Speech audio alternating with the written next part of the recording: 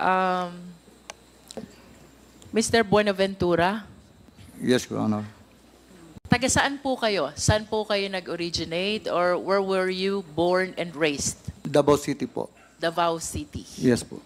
At I understand you're a police officer before your retirement. Saan po ba kayo nag-aral ng pagpupulis? Davao City po. Davao City rin po. And kayo po ba ay mayroong sariling pamilya? Yes, Your Honor. May asawa at anak po kayo? Yes, Your Honor. Taga saan po ang napangasawa nyo? Taga Davao din po. Going back to your police career, sir, saan po ba yung unang assignment nyo? Turil Police Station po. Saan po yon? Sa district o 3rd District of Davao. Turil Police Station, Turil, Davao City. Turil, Yes, Davao yes, City. Your Honor. Anong taon po ito, sir? May 16, 1978 po. 1978. Pagkatapos po ng assignment nyo sa Turil, saan po ang sumunod? Tugbok Police Station po. Bugbog? Tugbok. Tugbok, Mintal, Davao City. Tugbog. Police Station, Mintal, Davao City. Sa Davao din po ito. Yes, Your Anong Honor. taon po ito? Hindi ko na maalala, Your Honor. Can you please give an approximate year? 1980s. 1978. I think 81. 1981. I'm not Pagkatapos, sure, Your Honor. I'm not sure. 19, maybe. pagkatapos po ng Tugbog, sir, saan po yung sunod na assignment nyo? Sa Davao City. Saksa. Sa Davao City, Your Sasa. Honor. Sa Police Station, Davao City. And can you please cite also the approximate year? I'm not sure, Your Honor. Maybe 1983. Not sure, Your Honor. 1983. After Sasa, saan po kayo sunod na na-assign? Doon na po kay Kwan, na naging security driver na po ako ni then Mayor Rudy Duterte po. Maari niyo po bang ikwento sa amin kung paano kayo napunta kay President Duterte during that time? Mayroon pong order from Davao Metro Discom din na i-assign ako sa City Hall under Mayor Duterte's term. Whose order was that, sir? Davao City Police Office po. Oh, so the order came from the Davao City Police Office. Napunta po kayo sa Office of the City Mayor. That was 1988. 1988. And starting from 1988, you worked for Mayor Duterte. Can you please describe to us ano ho bang naging nature ng trabaho nyo sa noon ay Mayor Duterte? Security driver po. Security driver. And Yes, Your Honor. I wish to believe that as security driver, sir, kayo po ay halos 24/7 kasama ni Mayor Duterte. Yes, Your Honor. Maaari niyo po ba siyang ilarawan? Anong klase po bang principal or VIP si Mayor Duterte? Simula nung 1988 hanggang 2008, kung saan kayo po'y nagtrabaho bilang driver security. Para sa akin po, mabait po si Mayor Duterte. And can you please share some incidents kung paano niyo po na-conclude na mabait si Mayor Duterte? This is 20 long years and I am sure marami ho kayong pwedeng ibahagi sa amin. Ano po yung personal nyong experience? Why you are saying mabait na principal si Mayor Duterte? Ganito po, minsan, kung gabi magpatrol, may madaanan kaming tao, tanungin niya kung saan ka mag-uwi. We out in the morning. Tapos sabi niya, pakilala siya, Mayor Duterte, saan kayo mag-uwi? Para hindi daw matakot. Sabi niya, sa Santa Cruz, Mayor, outside Davao City. May dalang bata, may dalang anak niya, 3. Husband, wife, at saka yung anak nila na maliit. Sinabihan ni Mayor yung backup, ihatid nyo sa Santa Cruz, Davao del Sur. So, inihatid nila. Aside from that, Mr. Buenaventura, bukod ho dun sa paghahatid, dun sa nadaanan yung mag-ina, Ano pa ho yung mga insidenteng maaari nyo ibahagi sa Quad? Bakit nyo sinasabing mabait na principal si Mayor Duterte? Minsan po, manonood siya ng news every afternoon, 5 p.m. Minsan may maghingi ng tulong yung mga bata na malaki ang ulo. Tawagin niya ako. Tawagan mo si Bong. Sagutin mo ang gastos doon sa ospital. Tapos, huwag niyo na sabihin kung saan galing. By Bong, are you referring to Senator Bongo? Yes po, yes po. And with respect to you as a driver bodyguard, personal driver and bodyguard of Mayor Duterte, ano pong naaalala niyong insidente why you are concluding na mabait na principal si Mayor Duterte? Sa inyo pong personal na buhay, ano pong nagawa ni Mayor Duterte? Marami po. Can you please share some? Yung mga bata na cancer patient, binilihan niya ng bahay. Sir, I am referring to your personal and family life. Ano pong naitulong sa inyo? Yung asawa dating ko po, Pangulo? kasi yung asawa ko may cancer, breast cancer po. Tapos sabi niya, anong problema mo? Sabi ko, okay lang sir. Sabi ko, okay lang. Tinawag niya si Bong, Bong, tulungan mo si Sunny.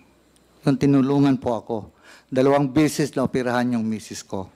Cancer patient. Ngayon po, at least, wala na siya. Okay na. Ayos, actually, na-cure po siya, na-cure.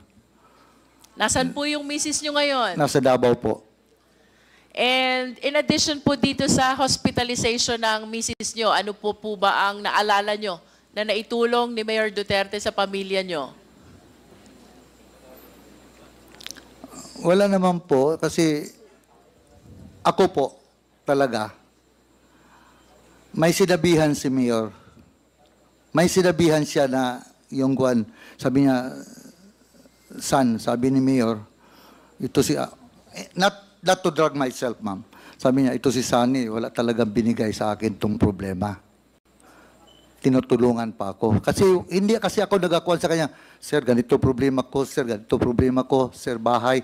Wala po. Wala talaga. Kung ano lang ang kuan niya, ma'am, na siguro wala talaga. Kahit sa school, hindi ako nagakuan sa kanya na may problema ko sa mga anak ko sa eskwelahan. Magkano man lang kuan namin yun, walang trabaho pa yung first mga asawa ko. Wala, hindi ako nagakuan sa kanya na ganito, ganyan, kurente, wala. Wala talaga, ma'am. Are you trying to say, Mr. Buenaventura, that for a period of 20 years, that is from 1988 to 2008? Ma'am, sorry po.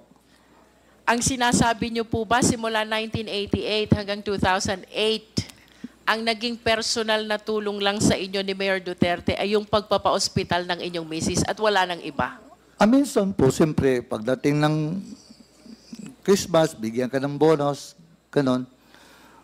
Pero kahit nagpatayo ako ng bahay, wala man, hindi man siya nagkuhan. Hindi ba na din ako nagsabi sa kanya?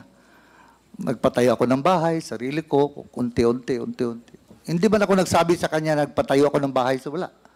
In other words, Mr. Buenaventura, aside from the modest gifts during special occasions, ito lang ang naaalala niyong naitulong na personal sa inyong pamilya, ang hospitalization ng inyong breast cancer na misis. Mayroon naman, ma'am, pero hindi ko na makuha niya. Mga konti-konting bagay. Minsan, bigyan ka ng sapatos, shirts, ganyan lang, ma'am. Mr. Buenaventura, how well do you know the President? Gaano niyo po kakilala si Pangulong Duterte? Mabait po siya sa tao. Bukod po sa mabait na sa tao, what else can you say about him? Kalaban niya po yung mga kriminal. Mr. Buenaventura, I wish to believe na dahil kayo po'y taga Davao, doon kayo pinanganak, doon kayo naging pulis, doon kayo nagkaroon ng unang assignment hanggang sa napunta kayo kay Mayor Duterte. Talagang kilala niyo po si Mayor Duterte. Tama po ba? Yes, Your Honor. As a matter of fact, 20 years of your career in the Philippine National Police was spent with Mayor Duterte. Tama po? Yes, Your Honor. At nais ko po sanang tanungin ito hong mga personalidad na babanggitin ko sa inyo, na sa tingin ko po'y kilala nyo ito dahil sa haba ng panahon nakasama nyo siya sa inyong trabaho. Nakikilala nyo po ba si Police Chief Inspector Ernesto Makasait? Yes, Your Honor. Sino po siya? Bimidal police officer ng Davao City yun. How about SPO4 Desiderio Dick Cloribel? Yes, Your Honor. Kapwa police ko po. How about SPO4 Fulgencio Pavo? Yes, Your Honor. SPO4 Bienvenido Laud? Yes, Your Honor. SPO3 Jeremias Baguhin? Yes, Your Honor. SPO2 Teodoro Pagidobon? Yes, Your Honor. And PO1 June Naresma? Yes, Your Honor. Would you confirm with us na ito pong mga police na nakikilala nyo ay miyembro ng Anti-Crime Task Force ng Davao City Police during the time of Mayor Duterte? Headed by Colonel Makasait, Your Honor. Yes. I will be proceeding to the next batch of police officers, Mr. Buenaventura. Nakikilala nyo po ba si SPO3 Reynaldo Capute? Yes, Your Honor. How about SPO3 Simplicio Capute? Simplicio. Simplicio Capute. Simplicio Capote, wala po. SPO2 Antonio Balolong. Yes, Your Honor. SPO1 Jim Tan. Yes, Your Honor. SPO1 Ben Furog. Yes, Your Honor. PO3 June Cabalinan. Yes, Your Honor. PO2 Arnold De Chavez. Yes, Your Honor. PO2 Rezalino Aquino. Yes, Your Honor. PO2 Jovencio Humawan. Yes, Your Honor. PO2 Enrique June Ayaw. Yes, Your Honor. PO1 Tata Migueliano. Yes, Your Honor. PO1 Ronald Lau. Yes, Your Honor. PO1 J. Francia. Yes, Your Honor. PO1 Reynante Medina. Yes, Your Honor. Senior Inspector Junicio Abude Jr. Yes, Your Honor. Bakit niyo po sila nakikilala? Kapwa police po sila. Kapwa police ko po from Davao City. And would you confirm that they are members of Heinous Crime Task Force? Yes, Your Honor. And that was also during the time of Mayor Duterte? Yes, Your Honor. Ang sunod ko pong itatanong sa inyo, nakikilala niyo po ba si Edgar Matobato? Nakilala ko lang po si Edgar Matobato sa Samal Island, Your Honor. Paano niyo po siya nakilala? One time, may nakita ako wearing sleeveless shirt. Siguro, sleeveless. Nakita ko, may tao kasi, siyempre, pulis ako, may nakita akong tao naka-sleeveless, naglakad, na naka-holster ng 45. At pumunta siya sa isang sasakyan na yung owner type jeep. Mayroon niya siyang owner type jeep. Paglingon ko, mayroon siyang importin. Napatanong ako sa ibang tao, sino yan? Yan si Edgar Matobato, tauhan ni yung isang mayor ng Samal, Mayor ng Samal, Edgar Matobato, Antalan. Mayor Antalan, Your Honor. Nabanggit niyo po na nung una niyong nakita si Edgar Matobato ay siya'y may dalang armas? Naka-holster, Your Honor. Walang cover, labas ang 45. Labas ang 45? Yes. At may nabanggit pa po kayong isang armas? M14. M14. Yes, sir. Nalalaman niyo po ba kung si Edgar Matobato ay kapwa niyo pulis? No. And I Sabi nila, ano yan, police? Sabi ko. Kasi naka-react lang po ako dahil police ako na may nakita akong may armas. Ano yan? Bata ni Mayor Antalan. I understand that you were a police officer during the time, Yes, Your Mr. Honor. Buenaventura. Did you not bother to prompt Sabi kasi Edgar nila, Matobato? sabi nila member ng CHDF, Ano po yun? Civilian Home Defense Force, Your Honor. Saan po ba naka-attach itong civilian force? Civilian Police Force. Home Defense Force. Army po yun sa Army. Civilian Home Defense Force. Yes, Your Honor. Saan po ba attach itong Civilian Home Defense Force? Sa military po, Army. Sa military po. Yes, But Your you Honor. were saying kanina na siya ay bata? tao ng mayor ng Samal. Tama po ba yun? Tauhan siya ng mayor ng Samal. Ano pong pangalan ng mayor ng Samal? Mayor Antalan po. Nalalaman niyo po ba kung ano itong civilian force multiplier? Yes, Your Honor. Ano po ba itong civilian force multiplier? Home Defense Force yun under the Army. Under the Army. Nalalaman niyo din po ba na kayo ay kilala ni Edgar Matubato?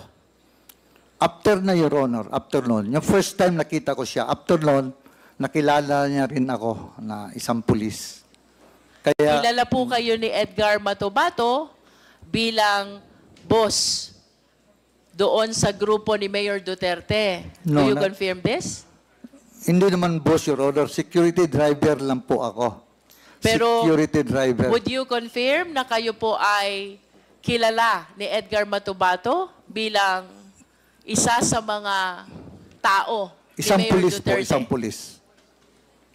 And would you confirm also that for quite some time ito hong si Edgar Matubato ay naging tao din ni Mayor Duterte? Hindi po. Not at any point in time. Narinig ko yung sabi niya na naging security siya ni Mayor Duterte. Hindi po totoo yan. Hindi totoo. Na naging security siya ni Basti, naghatid sa eskwelahan. Hindi po totoo yun. Hindi po totoo. Ang security ni Mayor Duterte, puro pulis. Mr. Buenaventura, may mga babanggitin pa rin po akong pangalan dito. Yes, Your Honor. Nakikilala niyo po ba si Chris Lanay? Chris Lanay. Hindi ko makuha mo, Your Honor. Si Andong? Hindi ko kilala, Your Honor. Si Jopet? Hindi, Your Honor. Si Alvin Laod? Pulis din yun, Your Honor. Alias Boboy Maldito? Hindi, Your Honor. Alejandro Casas alias Toothpick? Yung bata ni Juan yun, Your Honor, ni Las Cañas. Si Boy Pondoyo alias Boy Chacha? Sa City Hall po yun, Your Honor. Alias Inchik? Hindi ko kilala, Your Honor. Jerry Troso? City Hall po, Your Honor. De La Serna Brothers? Hindi ko Sina kilala. Ayan, Yoyin, at Jongjong? Hindi ko kilala, Your Honor. Duhilag Brothers na may pangalang Roland, Yanyan, Alan, at Valentin. Hindi ko kilala, Your Honor. Ayon po sa ating mga source, Mr. Buenaventura, ang mga nabanggit pong pangalan ay mga miyembro ng Davao Death Squad. At ito po ay ayon kay Arturo Las Cañas. Ano pong masasabi nyo rito? Yan po ang sabi ni Las Cañas, Your Honor. Dahil sila, nasa heinous crime sila. Ako, security driver lang po ako ni Mayor Duterte. Wala akong kuwan doon. Isang unit sila doon sa police. Dito lang ako sa kay Mayor Duterte. Do you confirm that the Davao Death Squad exists? Yun sa newspaper, sa media. Do you know Arturo Las Cañas? Yes, Your Honor. Do you know Jose Basilio? No, Your Honor. Las Cañas, Basilio, and Matubato. All of them are members of DDS, Davao Death Squad, and they are identifying you bilang taong dinadaanan ng mga orders ni Mayor Duterte. Ano pong masasabi nyo dito? Ganito po yun, Your Honor. Heinous crime headed by Colonel Makasait. Si Colonel Makasait, SPO4 lang ako. Dati SPO3 pa. SPO3 pa ako. Kung ako mag-order sa kanila, Your Honor, Colonel Makasait, bumidal police officer ng Davao City, maniwala sa akin yon. Maniwala sa akin yun si Colonel Makasait. Mr. Chair, Yes, Congressman Akop. maniniwala sa iyo. Kasi ikaw ang palaging kasama ng mayor. Pero hindi Pero ako... naman talaga, di ba? Yes, sir. Galing ako As sa servisyo, driver, alam ko yan as driver security, Your Honor. Hindi, Driver pero security lang po ako. Pero kung may iutos yung mayor sa iyo, iisipin nung kakausapin mo, galing kay mayor talaga yan. Di ba? Wala mang giutos sa akin na ganyan, Mayor. Iba yung sagot mo sorry. kanina. Your Honor. Hindi ko naman sinasabi kung may iniutos sa iyo. Yeah. Pero yung sinabi mo na hindi pwedeng sumunod si Major Makasait sa iyo, susunod yun dahil ikaw ay driver bodyguard ni Mayor. Kalakaran yun, di ba? Maski naman sa serbisyo, ganun eh. Di ba? Pares tayong galing sa serbisyo, kaya alam ko yan. Kaya huwag mong sagutin si Honorable Luis Ron ng ganun. Ang tamang sagot mo, hindi naman ako inutusan ni Mayor. Di ba? Mr. Buenaventura? Yes, Your Honor. Yes. Thank you, Mr. Chair. Mr. Buenaventura, sino po si Superman? Hindi nyo rin po ba alam? Yun ang call sign ni Mayor. Doon may radyo pa kami. Superman. At least you confirm Yes, Your Honor. that Superman is Mayor Duterte. Yun ang call sign niya sa radio. Yes, and he is actually called Superman by DDS. Do you confirm that? I do not know, ma'am. I do not know. Hindi Sa niyo amin po lang yan, alam? ma'am, sa radio. Sa radio, ma'am. Yan ang call sign niya sa radio. Sa amin yun. Everybody in DDS call Mayor Duterte as Superman. Sino pong DDS, ma'am? Mr. Buenaventura, Yes, Your Honor. are you not confirming to the Quadcom the existence of the Davao Death Squad? Narinig ko lang yan, ma'am, dahil ang nagbigay ng pangalan yan is media.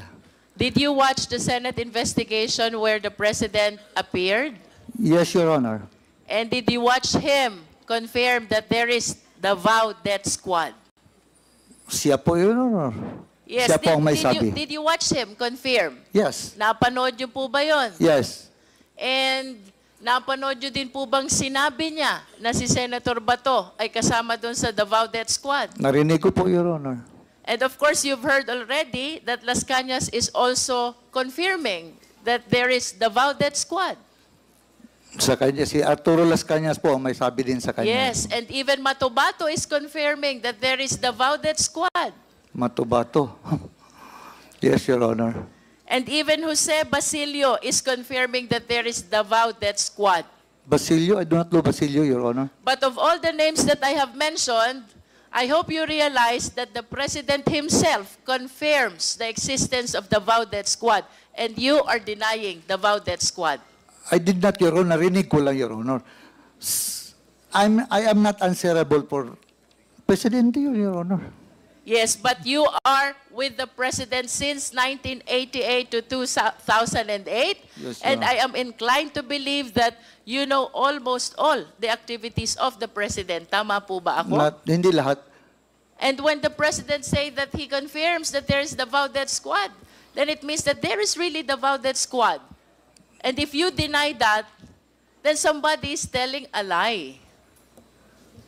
If the President confirms this already, I do not understand why you keep on denying the Davao Death Squad. Sa akin po, Your Honor, narinig ko lang. So, kung nagsabi ang Presidente, narinig ko sa kanya.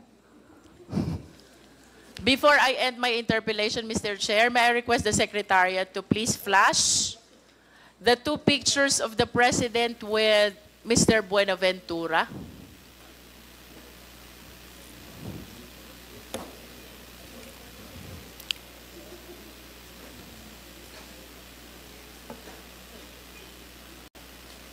Can we have the two pictures, Secretariat, please?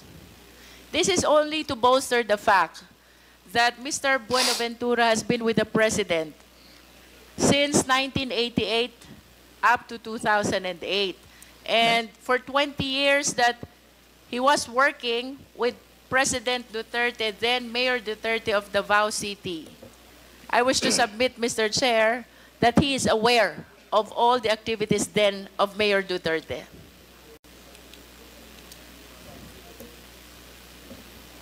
Secretariat.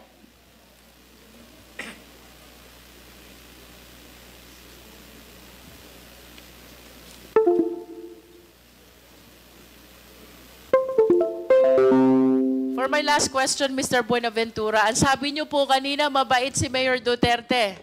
You confirm that? Yes, Your Honor. Kung ibabalik ko po yung inyong nakaraan and if you will be given the choice, sino pong gusto nyong maging principal nyo ulit? Si Mayor Duterte po ba ulit? Yes, Your Honor. That's how you admire, idolize, respect, and care for the former president. Tama po ba? Yes, Your Honor. And in the scale of 1 to 10, Mr. Buenaventura, if we will be assessing your loyalty and dedication to the former president, paano nyo ho ba gradean yung level ng loyalty at dedikasyon nyo sa former president? 10. 1 being the lowest and 10 being the highest. 10. And with a grade of 10, you will not say anything that will harm the president, yes or no? Sorry, ma'am. And with a grade of 10, ibig sabihin, yun po ang pinakamataas na loyalty at dedication na ibinibigay nyo sa president, you will not say anything that will harm the president. Yes. Yes, Your Honor. To the extent that you will make misrepresentation to save the president, yes or no? Sorry po. But what do you mean, Your Honor? To the extent that you will be making misrepresentation to save the former president. Tama po ba yun? Yes or no? Yes, Your Honor. With that, Mr. Chair, then I wish to believe that the representations that he is giving Mr. to us Chairman, right now, Can you kindly not translate that entirely to Tagalog? Para Mr. Buenaventura, Sorry. kanina po tinanong sorry, ko ma'am. kayo Sorry, Your Honor. kung atin pong gragraduhan ang inyong loyalty at dedication sa inyong naging principal for a period of 20 years. 1 is the lowest and 10 is the highest. 10 po. Ganon po kataas ang loyalty at dedikasyon nyo sa dating presidente. Tama po ba? Yes, Your Honor. At dahil sa napakataas ng inyong loyalty at dedikasyon sa kanya, hindi po kayo magsasabi ng kahit na anong ikakapahamak niya. Tama po ba o mali? Tama po. At kung kailangan nyo pong magsinungaling, magsisinungaling kayo, mailigtas nyo lamang siya. Hindi po. Tama po o mali? Hindi po. Because you are loyal and dedicated to the former president. Wala At na po. kung kailangan nyo pong magsinungaling to save the former president, gagawin nyo rin pong magsinungaling. Tama po o mali? Tama. Because you graded your loyalty and dedication by 10. At kung kailangan nyo pong ialay ang buhay nyo, mailigtas lamang ang dating Pangulo, gagawin nyo din po ba yon? Yes, Your Honor. See? Kung kaya nyo pong ialay ang buhay nyo, mailigtas ang dating Pangulo, the more reason na kaya nyong magsinungaling, mailigtas lang ang dating Pangulo. Can we please flash the pictures?